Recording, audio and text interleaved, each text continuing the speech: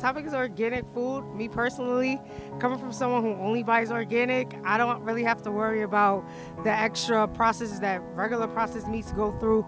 All of my nuts are usually organic, my fruits, I don't have to worry about the dyes that they put in it, all of the sprays that they use in it in the supermarket. So it's actually a really healthy life choice, and I think everybody should make it.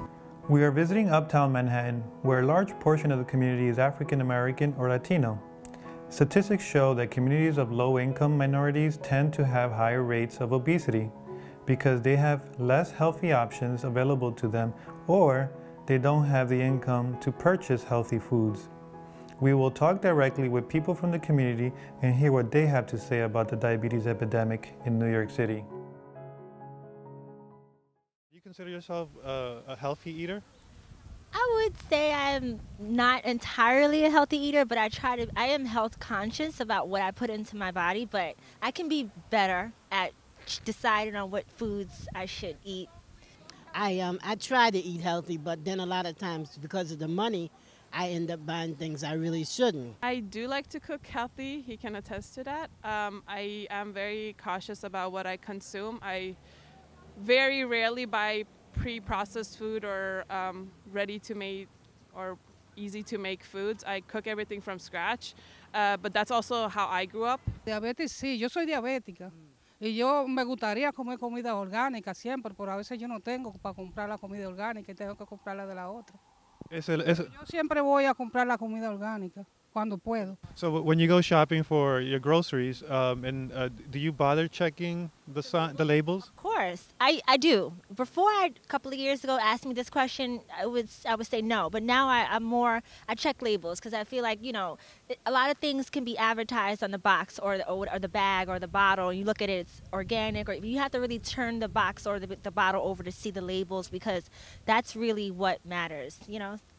But as far as the labels, they could be clear. A lot of things, like you get a yogurt that says 0 fat, but then it says it consists of xanthan gum. Like we all know that xanthan gum is made in chewing gum and yoga mats nowadays. Yeah. So why do you make it available for us? So there's only so much selection that we can make as consumers based on habits and education. The rest comes from our producers. So. Are the labels confusing in any way you feel like, or do you?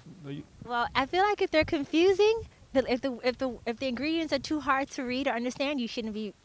you should stray away from them. The most thing you really have to look for is the saturated fats, the carbonated fats. As long as it's low, you're perfectly fine. As long as it's unsaturated, you're perfectly fine. And trans fat, everybody stay away from it. It's unhealthy. Roughly 1 of 8 New Yorkers has diabetes.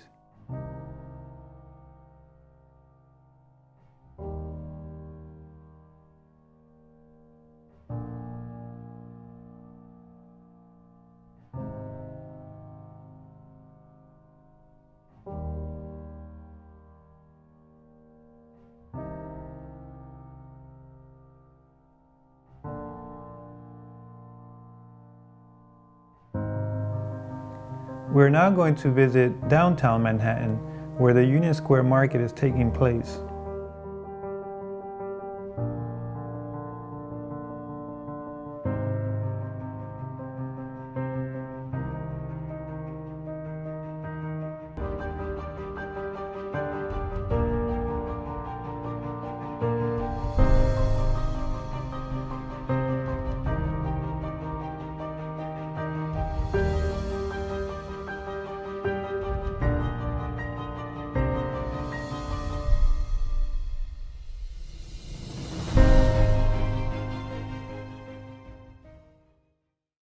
I have in the last about 3 years I've been eating mainly paleo. I cheat a lot, but yeah, so it's basically just nothing in a box, fruits and vegetables, no grains, no legumes, no beans, and yeah, it's just essentially just full fat everything.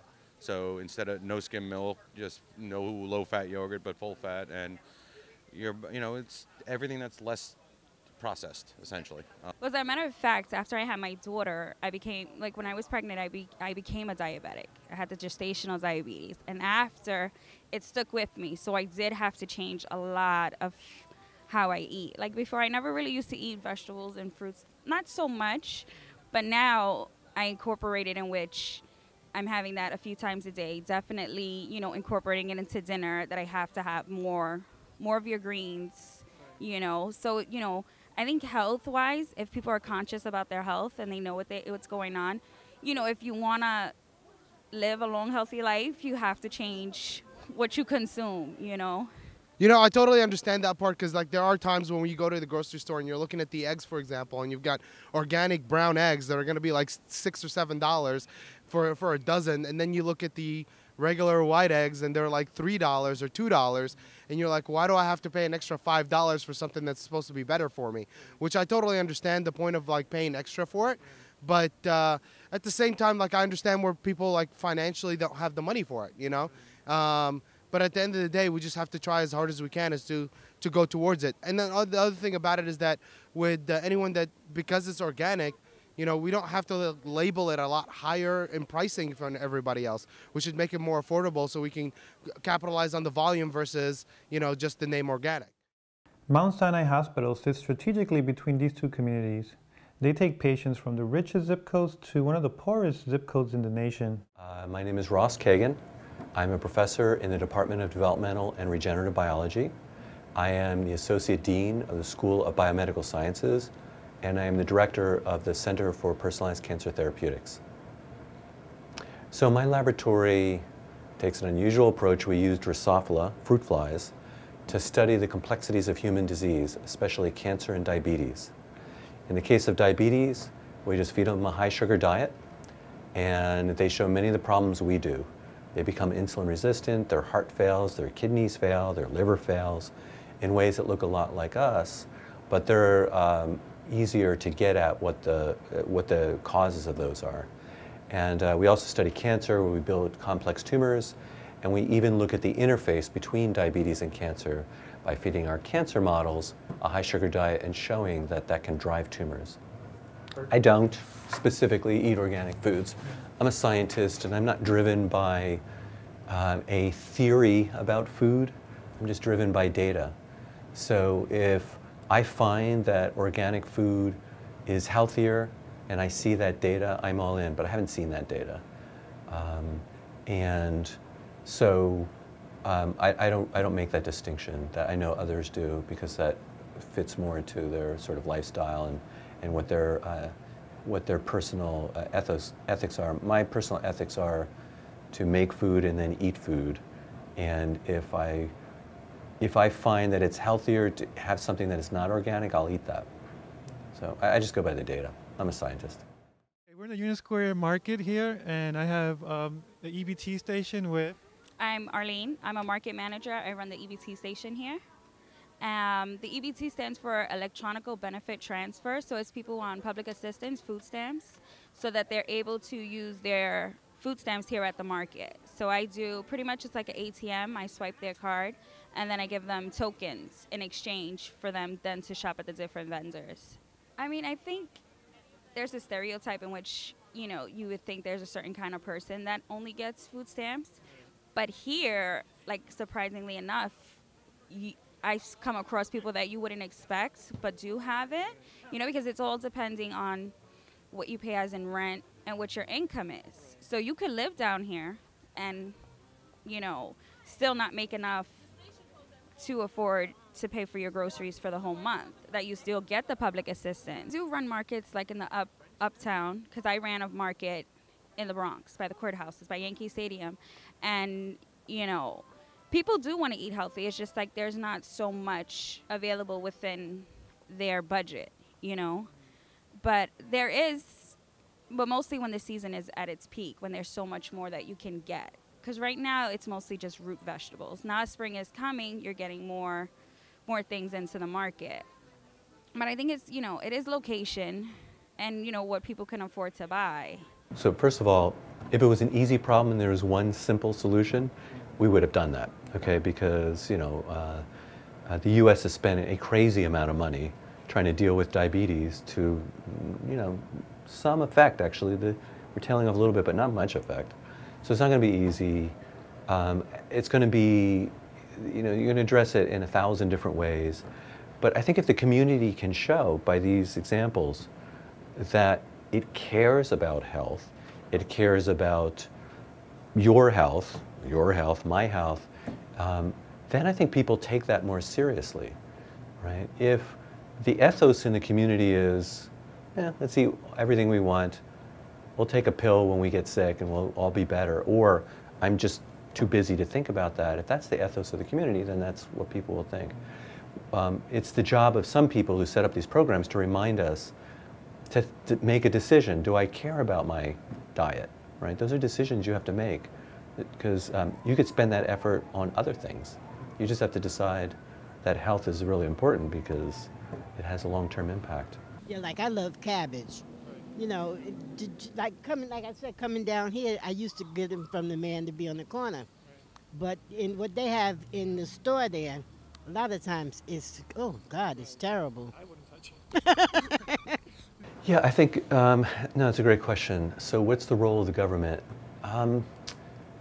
The government has a few roles. It's not going to solve this problem. I think that's pretty clear. Again, if the government could have pulled the switch, they've spent enough money now that that switch would have been pushed. But there's no financial incentive for companies to do the research that's required to understand diabetes. Nobody's going to pay a company to do that research. So that's going to be up to government-funded research. What is causing diabetes? Why is it exploded? Why is it that some ethnic groups are at higher risk than others? Is it strictly community, or are there genetic aspects to it? These are all things that we don't fully understand, and it's complicated, but the government has a strong role in that. They have a strong role in understanding why. They have a strong role in making decisions, you know, in some of these programs, as you pointed out, that maybe aren't simple money makers for a company, but we as a society have decided is a priority for us, which is, you know, health of the community. So the government has a big role, but they don't have the only role to play in that. We also, as a community, are going to have to make decisions at the grassroots about what we care about for ourselves and our neighbors. Can the mayor have a direct effect on the rates of diabetes? So I want to remind you that Bloomberg tried to ban sugary sodas, right? And as you saw, everybody were somewhere between freaking out and laughing at this, right? And a lot of jokes were made about it. But you can see, you know, if you see these rates of obesity, you have to credit the guy for trying to do something, right? But I think that points to the difficulty of what to do. You run into issues of freedom of choice, you know, individual responsibility, right, which is one of the bedrocks that America's been built on. And then that conflicts with, you know, you are your brother's keeper, we are a community. That's a difficult thing to run. Should de Blasio go to corporations and prevent them from making 64-ounce drinks, which I can tell you, if you drink enough of those, you're basically guaranteed to become obese. And if I know that, and I watch you do that, should I stop you from doing that, right? Or should I give you the right to abuse yourself, basically? You know, I have knowledge that you may not have. On the other hand, I'm not your parent, right? You have your own responsibility. So that is just a complete quagmire. So I think what they've done, and Manhattan, New York has been one of the leaders in this, is they try to hit a middle ground where they give you information. So now you're starting to see all these calorie counts on all the menus, right? With the hope that slowly over time, much like the warnings on cigarette packages, slowly over time it sort of works on you. Go, my God, that's 1,200 calories. I had no idea this is supposed to be a healthy thing, right? I mean, if you ever look at the calorie count on a cup of yogurt, it'll blow your mind. So I think that's the middle ground. There are limits to what the government can do because people are very resistant to having the government tell them what they're allowed to do. You have the proof. I mean, your flies, you feed your flies. Oh, I can tell you. High fructose. No, if we feed the flies a high sugar diet, they'll become obese and become diabetic, guaranteed. High fat diet doesn't happen. But high sugar diet, and if we put tumors in, the tumors, I can tell you, if you drink one of those every day, I can tell you what's going to happen to you. It's like watching somebody on a train that's heading off the cliff, and it's like, well, why don't I just stop the train, right?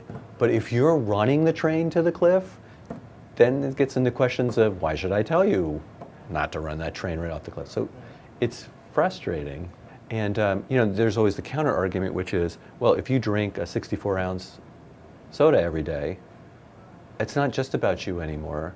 It's about me because I'm going to pay all the insurance costs of trying to deal with all of your diseases, right? You're affecting your family, you're affecting everyone else. When you drop dead of a heart attack at 45 years old, that has consequences. So it's not like everybody is on an island either. It's a decision that society's going to have to make.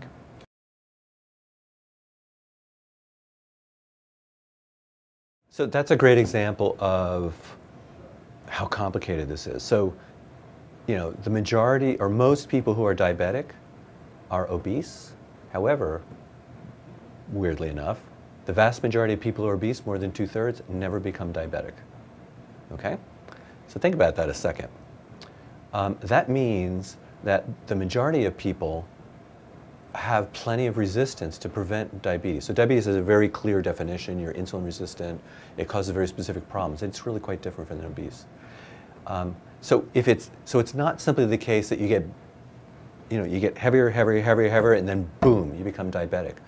In some countries, for example, in India, very little weight gain leads immediately to diabetes. And diabetes is absolutely rampant there, despite the fact that the average weight is not nearly what it is in the US, suggesting that genetically, a lot of people in India are prone to diabetes. So what's that about? So the deeper you look into this problem, the more complicated it gets, basically. So the relationship between obesity and diabetes is unclear. On the other hand, you see very few skinny people that are type 2 diabetic. The relationship of smoking to diabetes is complicated because, for example, people who smoke lose weight, all right? So it's a complicated, and when they stop smoking, they gain weight, right? So the relationship between them, again, gets really complicated. Right? So it's not as simple, you do this and then that happens. And that, of course, makes studying it really annoying. Well, as everybody knows, diabetes there's two types. There's type 1 and type 2. Type 1 is mainly common amongst children, which is juvenile diabetes, and type 2 diabetes is usually common in adults over the age of, I believe, 35 to 45. Diabetes and unhealthy eating actually go hand in hand. If you fix your diet, you actually regulate your blood sugar, which people don't know. Stay away from candy, sweets, anything, again, high in saturated fats you stay away from because it raises your cholesterol, which eventually leads to heart diseases, and that also is a factor of diabetes as well. So healthy is the way to go. Diabetes is a complicated problem. I know every problem is complicated. The problem with diabetes is it's actually really complicated because it's no single organ. You know, in a tumor, you know what you're studying. It's that lump that's growing up. In diabetes, it's a whole body problem where the whole body network shifts into disease. And so the problem that scientists have with that, because the way science is set up is you have all these individual labs, is everybody wants to grab onto a little piece of it and study that with great focus, and there's a lot of that. But it's hard to know if I've taken apart this little piece of it, what that means in terms of the patient, right? Is that going to make them better? If I figure out this part of the kidney and how that's getting damaged, you know, I'm contributing one little piece, but is that going to help the patient or not? Now, there are other people that whip out the computers and try to model the whole thing in one shot. The problem there is you're making so many guesses and estimations that, you know, the details do count.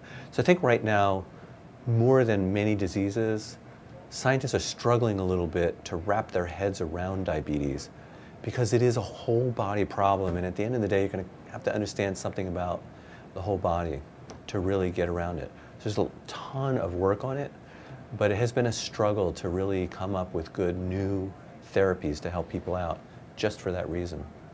And just to add to that, the other problem for coming up with good therapies is, again, as an example, cancer. You have cancer, you better do something about it or your time to death is short.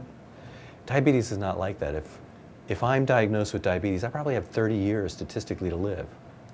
If somebody gives me a drug that's going to give me a heart attack in 5 years, that's going to be a problem for me, right? If I have cancer, I take this really nasty drug for a short amount of time and then I stop the drug one way or the other.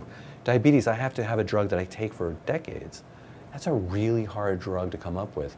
Just running the clinical trials is going to be tough. You have to run it for forever just to make sure that it doesn't have surprising side effects.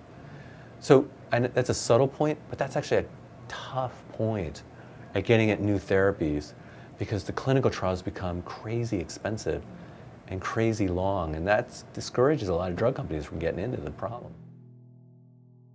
My advice is to be consistent. First, I wouldn't say do it because people are telling you to. Do it because you feel you want to, and that's something you want to do genuinely for yourself. But also look into it on your own. Like, see why it's beneficial. It's just easy for someone to say you should do something, but sometimes you don't know why you should do it. They don't explain why, and you still have a lot of questions on your own that you want to try to answer before you even, I don't know, take part in changing your lifestyle. So read, find out what it is, why you should eat good, what are the benefits, and go ahead and do it. But consistency is the only way you'll see lasting results. The best diet I could recommend would be the Mediterranean diet, which is a diet of nothing but nuts and fruits and vegetables. The local churches and community business centers, because churches have a lot of influences in the neighborhoods, or any religious establishment that cater to a large community. They can easily implement gradual changes and make it beneficial for the neighborhood.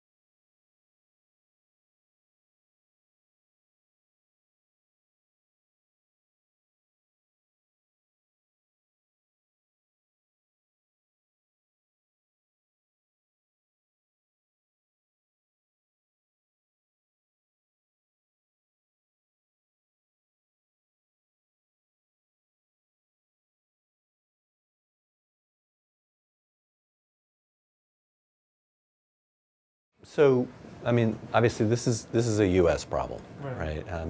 So everybody is suffering to some extent from the health choices that the American community has made about diet. And the most dramatic examples have been in Asian countries, for example, Japan. They have been the least affected by this sort of international Americanization of diet. And when you're in Japan, you're at higher risk of certain things than you are in America, to give the full story. So you're at higher risk of, for example, stomach cancer, because people in Japan and Korea, they eat more pickled foods, and that puts you at high risk.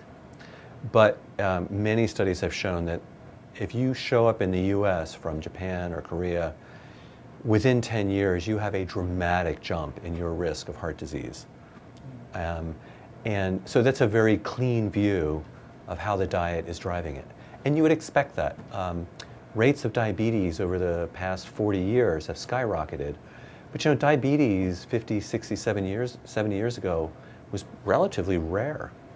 I remember looking at a picture from the 1930s of a circus, and they had the freak show. And one of them was the so-called fat lady, right? Which you can't say anymore, but that's what she was called then. Really, and I have seen people much heavier than the fat lady that people would pay money to see because she was so enormous. And now we wouldn't even bat an eye to see somebody walk in at that weight. So it's clear that it's not a genetic, things have changed much too fast. It's clear that something has happened in the diet to cause this explosion.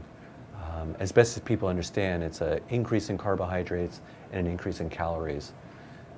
Yeah, and if you show up in the US, you'll get both of those in spades.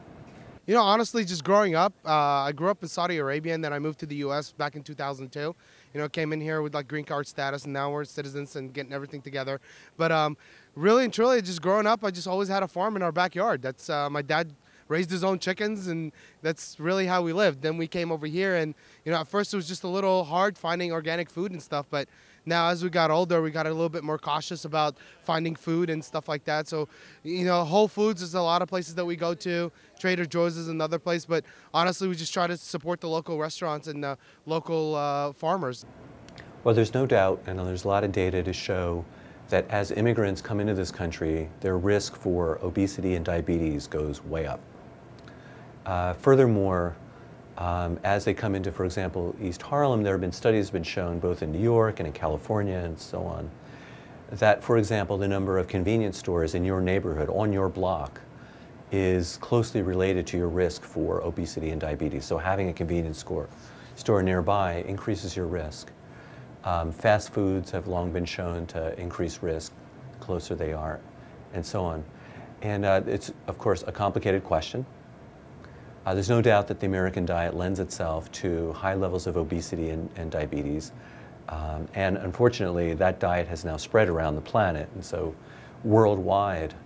So honestly, growing up, my dad actually was a diabetic. You know, and that was one of the main reasons we actually went into like growing our own food and stuff like that. Now, when I came over here, I just kind of put that in perspective, and that's why I kind of stayed away from like the high fructose corn syrup and stuff like that, and actually paying attention to the ingredients and the labels. And it was a little tough at first because, like, you know, our best friend Google, he had to help us out with everything. Right. So we'd take Google and have to Google the ingredients and figure out what everything was. Right. You know, but my perspective on it really is that we just have to pay attention to what we eat. And try to stay, it's not necessarily just organic, just stay as much as we can away from like processed food. There are now literally hundreds of millions of people who are obese and at risk for diabetes. And so in East Harlem is sort of a microcosm of that. There are many reasons why, for example, rates of diabetes and obesity in East Harlem are more than triple what they are just in Upper East Side, which is right next to it. The obvious thing is income, but it's a little more complicated than that. So we know, for example, that eating healthily is expensive. Counterintuitively, the less preparation you put into the food, the more expensive it is because it doesn't have as much of a shelf life and so on. Also, carbohydrates are very cheap in this country. We grow a lot of grain. Unfortunately, carbohydrates put you at risk for diabetes and obesity. So unfortunately, the cheapest food is also the one that puts you at greatest risk. I think obviously to me, bread is it was invented to feed the masses. It's a very inexpensive way to feed. And when you get more into natural, if you go back to cavemen where they ate vegetables and meat only, it becomes a lot more expensive. So yeah, I mean, if unfortunately in order to eat right, it costs a lot more money. McDonald's, you're not going to be able to beat a 99-cent cheeseburger and be able to walk out of there $5 for your meal. But on the flip side, if you buy the vegetables and the meat, you can probably produce a meal that's $5-6 a serving anyway. And then it's just a question of time and what commitment and what you want to put into it. But certainly the fast food that's on every corner makes it a lot easier. I lived in Manhattan for 17 years and moved up there to do this farming thing. And the one major difference is up there, you don't have restaurants to go to. Like, you have your Applebee's in town, you'll have your McDonald's, but other than that, you have to pretty much cook everything you want to eat. And it does lend yourself to eating better, because even if you're making food that's bad for you, it's still better. It's less preservatives, more natural, and if you're into buying the organic or the grass-fed, you get better quality stuff. And quite honestly, probably for about the same price you're going to pay at McDonald's. And then there's also a component of education. So people in East Harlem are less health aware than they are in other parts of Manhattan, and less health concerned. And that is a matter of education and a matter of community and decisions made within the community. So there has to be both help from places like Mount Sinai to inform people, but there also has to be within the community the decision that we are going to teach our kids to be healthier. One of the scary statistics that I just find astounding is that in East Harlem, kids who are just 6 to 8 years old, almost a quarter of them are already considered obese, that is, in the upper 95th percentile of weight. Another 15% are virtually there. That's 40% of kids who are 6 years old are already heading heavily towards diabetes, and they're not going to grow up to be thin people, statistically speaking. So the problem starts early, and that means the solution is going to have to come early. There's going to have to be a decision made where the community is going to eat healthily. They're going to interject this values upon their kids, because otherwise these kids are at high risk for early death from a lot of different causes.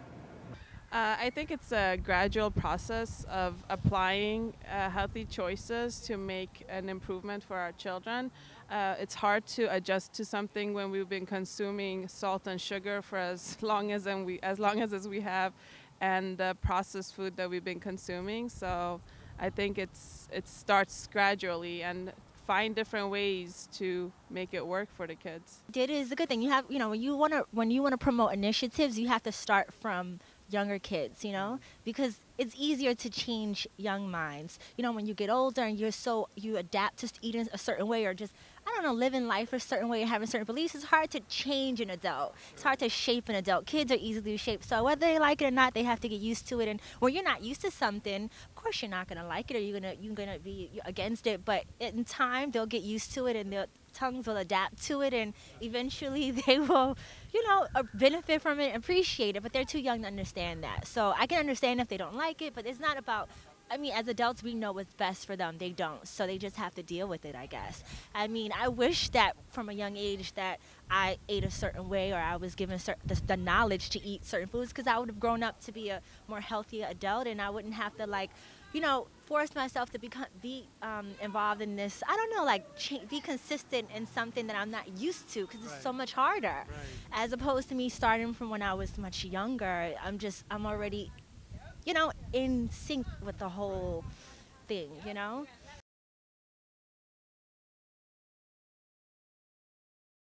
Well, there are a number of formal initiatives. Some of them are to study the problem. It's hard to address a problem until you really understand what it's about. And some of it is education, which clearly Mount Sinai has an important role in. To do that education, however, you can't just send somebody randomly into a community and say, you should do this. Nobody's going to listen to that. You have to build trust.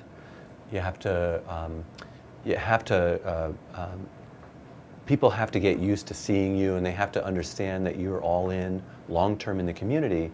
And if you care enough about the community, then they'll stop and listen to what you have to say, but that takes time.